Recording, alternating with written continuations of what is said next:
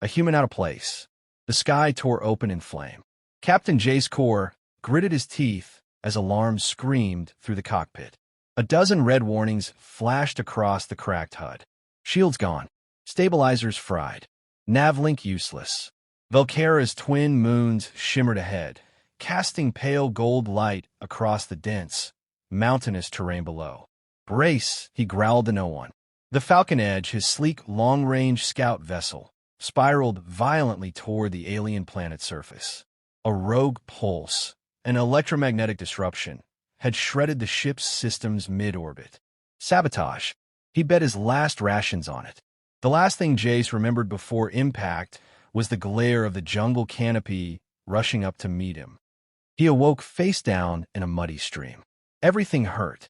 His body armor, a lightweight exoshell, had absorbed much of the crash force, but not all. One leg throbbed like hell, possibly fractured. His translator unit sparked uselessly at his temple. A sharp scent of burning metal and wet vegetation filled his lungs. He staggered to his feet, scanning the jungle. The Falcon Edge was gone, vaporized on impact. All he had was his pistol, half a stim pack, a field knife, and what training remained embedded in his bones from a decade of Black Ops deployments. Find water. Find shelter. Find help, or make it. Velcara wasn't on any tourist map. He'd only been briefed that the planet was undergoing internal tribal conflict, something about a queen trying to unify factions before off-world negotiations. None of it mattered now.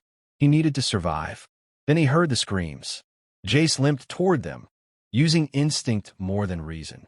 He crept through the underbrush, eyes tracking movement on a high ridge.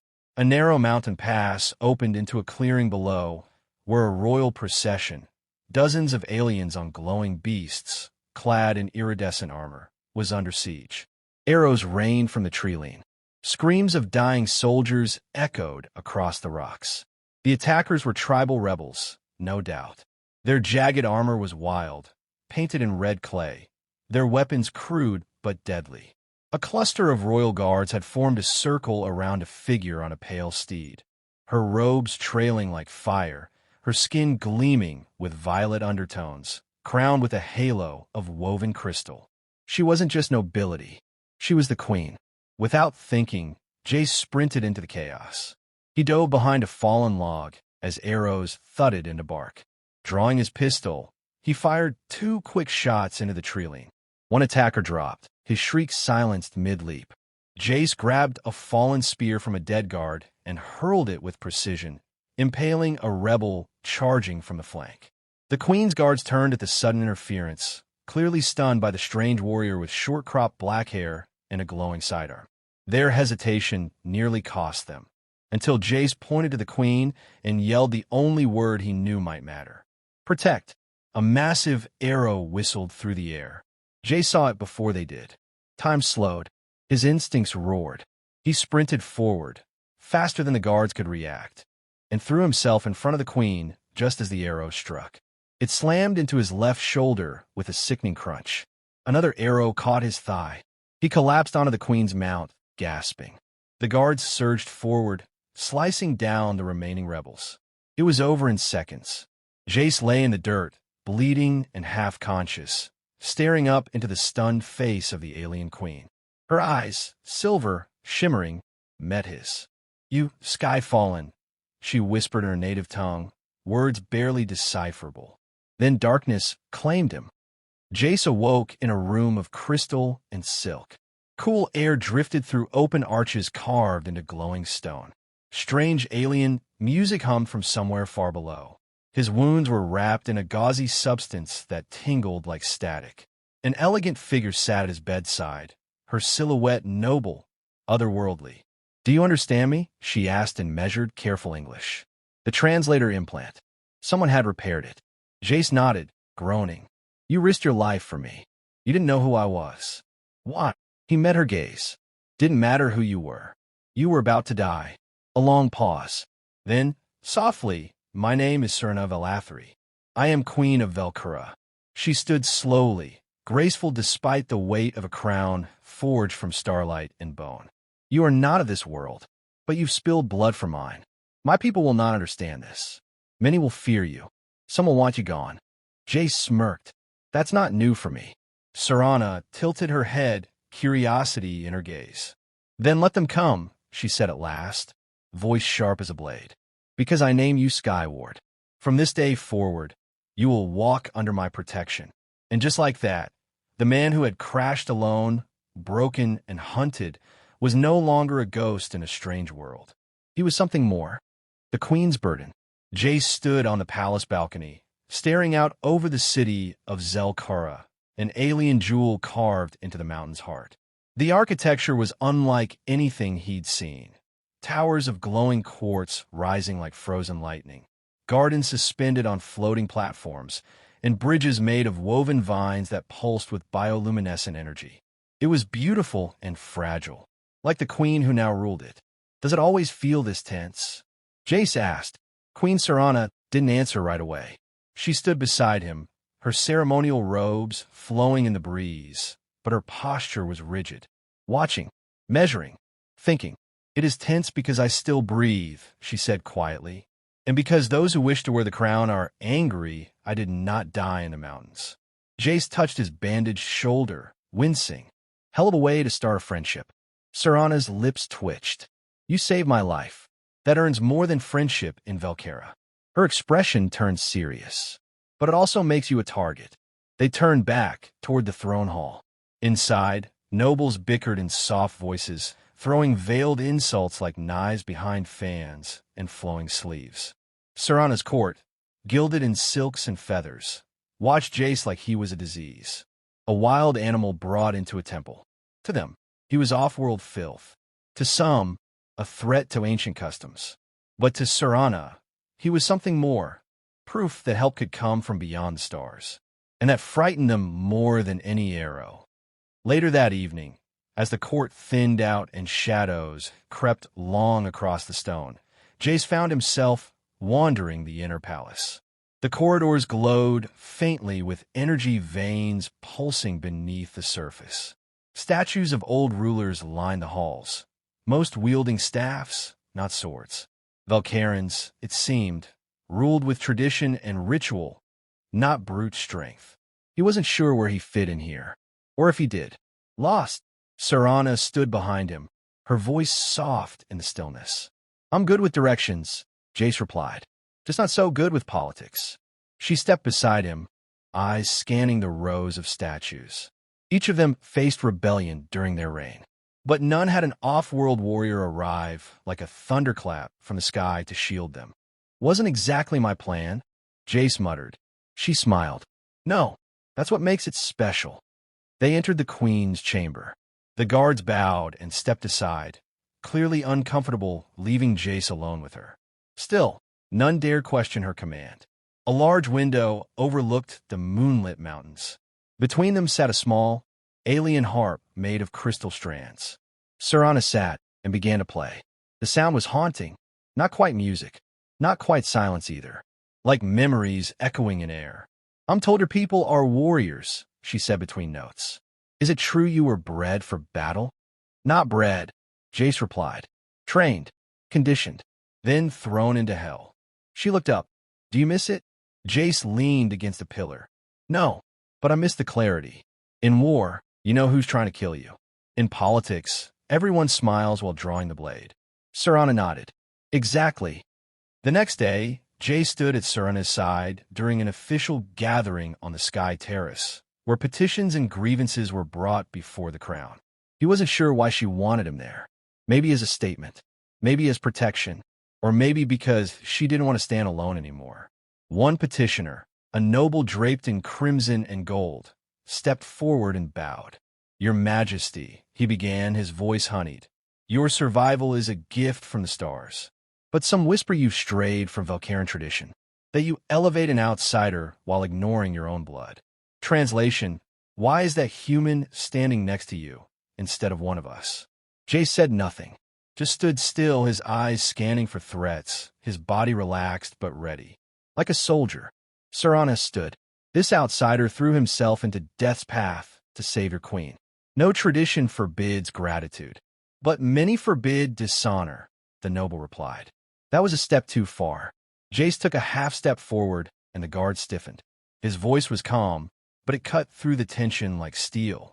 "Back home," he said, "we say loyalty isn't in bloodlines. It's in scars." The court went silent. Serana turned toward the noble. "Dismissed." That night, Jace sat alone in his guest quarters. He traced the arrow scar beneath his bandages, wondering what kind of mess he'd landed in. He wasn't a diplomat, not a ruler. He was a man with a broken ship, broken past, and one working arm. But for the first time in a long while, he wasn't running. Someone had looked at him, not with fear or pity, but trust. Someone alien, royal, powerful, and possibly lonelier than he was. There was a knock. He opened the door. Serana stood there without her crown. No guards, no robes, just her. "You stood for me again today," she said. "You keep needing it." She stepped closer, studying his face. "Do you regret it?" "The arrows." Jace shook his head. "No, but I have a feeling the real wounds are coming." Serana smiled. "Then we'll face them together." And in that moment, under the starlit sky of a world not his own, Jace Korr began to believe that maybe, just maybe, he had found something worth fighting for again. The scars we choose. The highlands of Velcura were a place of ritual and blood. Queen Serana's convoy moved slowly along the narrow cliff path, twisting between jagged peaks and violet moss-covered boulders. Wind howled through the mountain passes, carrying with it a warning of what was to come. Jace Korr rode beside Serana, his hand always near the hilt of his blade. He no longer wore his earth-made armor. It had been shattered and discarded. Now he wore scaled royal guard leathers, lighter, flexible, unfamiliar. He missed his sidearm, but power sources didn't function up here. The magnetic storms saw to that. All around them were her honor guards, silent, proud warriors with ceremonial glaives. Behind them rode priests and nobles, all attending the rite of ascension, an ancient ceremony required to legitimize Serana's reign. It had been delayed for months by war. Now it could no longer wait. "Tell me again why this can't be done in a palace." Jace muttered. Serana smiled slightly. "Because ancient gods have no patience for convenience." He gave a dry chuckle, but the humor didn't reach his eyes. He didn't trust this. Something felt off. Too quiet, too exposed, and the queen was too calm. As they crossed a narrow stone bridge carved over a 1,000-foot drop, it happened. A shrill whistle sliced through the air. Then came the thrum, the sound Jace now recognized in his bones. "Arrows. Dozens. Down!" Jace roared. He tackled Serana off her mount just as the first wave hit. Her guards moved with practiced precision, forming a shield wall around her. 2 dropped instantly, arrows in their throats. From the ridges above, masked rebels emerged, bows drawn, blades ready. And at the center of them, his armor black as night, cloak rippling in the wind, stood Lord Malak, Serana's brother. "Dear sister," he called from above, "you should have died in the mountains the first time." Jace dragged Serana behind a boulder as arrows struck stone all around them. He peered over the edge. The queen's guards were holding, but barely. The rebels had the high ground, the numbers, and the element of surprise. "We need to move," he shouted. "No." Serana's voice was sharp. "This is sacred ground. If I flee now, I'll lose my claim. The people will say the gods rejected me. Then they can take it up with your gods later." Jace snapped. "Because right now, they're not the ones dying." She didn't argue again. But when another arrow hissed through the air, aimed straight at her heart, Jace didn't think. He moved. He stepped in front of her, arms wide, shieldless. The arrow struck his chest just left of center. A second slammed into his thigh. A third grazed his neck. He stumbled backward, blood spraying, and crumpled to the ground like a collapsed statue. Serana screamed. She caught him as he fell, her hands instantly red with his blood. His breath came in short, ragged gasps. "Why?" she whispered. His lips moved, barely forming the word. "Instinct." Then he went still. The battle blurred into chaos. Guards screamed. Rebels charged. Then something shifted. Serana rose, holding Jace's limp body, eyes blazing not with sorrow, but fury. She raised her voice, ancient words echoing across the cliff. I invoke the Queen's claim. Gasps rang out from nobles and rebels alike. The Queen's claim, a forbidden right. A soul bond between ruler and outsider, used only in myth. No monarch in living memory had dared to perform it. Doing so meant the Queen would tether her life force to another, binding fate, will, and pain. But Serana didn't hesitate. She pressed her palm to Jace's bloodied chest. Her skin glowed, then split with light, threading luminous veins across his body. His wounds hissed. His chest rose, gasping for breath. And then he lived. Jace awoke to firelight and the scent of burned herbs. He was lying on a soft bed of moss beneath a canopy in a healing tent. The world spun slowly, but the pain was distant. He looked down, bandaged, scar but alive. Serana sat beside him, her hand still holding his. Her crown was gone, her hair loose across her shoulders. "You did something?" he rasped. "Yes," she said, voice heavy. "I broke 1,000 years of tradition." He smiled weakly. "That's a hell of a thank you." She squeezed his hand. "You gave your life for mine. Now it belongs to both of us." He studied her face. Not just royal, not just powerful. She looked vulnerable, tired, but fiercely loyal. The kind of loyalty that matched his own. "What happens now?" he asked. Serana stood, facing the entrance of the tent where the mountains glowed in twilight. "Now," she said, "I finish what I started. And me?" She looked over her shoulder. "You fight beside me, if you can still stand." Jace sat up slowly, pain surging, but not unbearable. His chest burned where the arrow had struck, but it was his scar now, and he wore it like a badge. "I'll stand. Worth every scar." The throne room was no longer a place of quiet debate. It had become an arena. Velcaran law, older than the stars themselves, allowed one method to settle disputes of blood and legitimacy: the trial of blades. 2 champions, 1 victor. The crown would go to the side that remained standing. At the far end of the hall stood Lord Malak, armored in obsidian plate, his expression a portrait of rage veiled in nobility. Around him, his supporters stood silent, knowing this moment was make or break. At the center of the court stood Queen Serana. Her face was unreadable, her gaze fixed on the figure now approaching the circle of combat. Scarred, limping slightly but alive. Jace Korr. Gasps echoed through the chamber. He bore no helmet, no royal colors. Just worn leathers and a jagged scar running from his neck to collarbone. The mark of survival. The mark of loyalty. "This is your champion?" Malak barked. "A wounded off-worlder, a pet soldier." Serana didn't flinch. "He carries more honor in his scars than you ever held in your blood." Jace stepped into the circle. "Let's settle this, then." The duel began without ceremony. Malak lunged first, fast and brutal. Jace barely rolled aside, his thigh protesting every move. He blocked the next swing with a stolen shield, the force jarring his healing ribs. The crowd watched in silence. Nobles, guards, servants, even the priesthood. This wasn't just politics anymore. It was legend unfolding. Malak fought with fury, strength honed from years of command. But Jace had something else: grit, an experience in death's shadow. He took the blows that mattered least. He gave the ones that counted most. A slice across Malak's gauntlet, a knee to the ribs, a backhanded parry that left the noble bleeding from the cheek. But then came the mistake. Jace slipped. His leg buckled. Malak seized the moment and drove his blade forward. Jace caught it, barely, twisting his shoulder so the blade drove through scar tissue instead of his heart. Pain lit his nerves like fire. He dropped his blade. Malak grinned in triumph. But Jace wasn't done.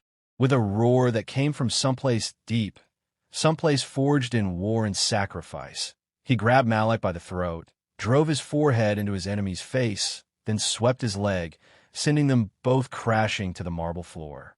In the stunned hush, he reached for the fallen blade and drove it into the stone beside Malak's head. "I don't need to kill you," Jace rasped. "You've already lost." Malak looked up, dazed and broken. He knew it too. Serana stepped forward, her voice cutting through the silence. "Let the stars witness. The traitor yields. The crown remains." Cheers erupted, and Jace Korr collapsed. Later, as the sun dipped behind the crystal towers of Zelkura, Jace stood beside Serena on the Moonspire balcony, overlooking the sea of loyal citizens below. Banners flew. Songs rang out from below, voices praising their queen and the Skyward who stood at her side. His arm was wrapped tightly in silk. The scar from Malek's blade would never fade. But he didn't want it to. Not anymore. Serana turned toward him. "You shouldn't have fought," she said softly. "You were still healing." He smiled. "Wouldn't be the first bad idea. I survived." A pause. Then she asked, "Do you regret it?" Jace met her eyes. "No, not the arrows, not the scars, not the fight." He took her hand. "Because standing here, beside you, that made it worth everything." She leaned into him just slightly. "Then you understand now. Loyalty in Velkera is not forged in comfort. It's forged in wounds, in trust, in standing when others fall. And in love," he asked, voice quiet. Serana smiled. "That too." That night, beneath the light of Velkera's twin moons, Serana led him into the ceremonial garden. Flowers glowed softly, pulsing in sync with the heartbeat of the living soil. At the center stood a crystal basin, its water rippling with starlight. "It's tradition," she said, "for the queens chosen to leave a part of themselves behind. A token of commitment." Jace looked at the scars across his body. Then, without a word, he removed his old Earth military tag from a world light years away and dropped it into the basin. The water shimmered. From this point forward, he was no longer just a man from Earth. He was Skyward, sworn defender, companion, and soul-bound guardian of Velkera's queen. As they walked hand in hand into the rising dawn, Serana glanced at him once more. "You stepped in front of death for me." Jace shrugged. "Didn't plan it." "Still," she said, "I owe you everything." He shook his head. "You don't owe me a thing. Because this," he squeezed her hand, "was worth every scar,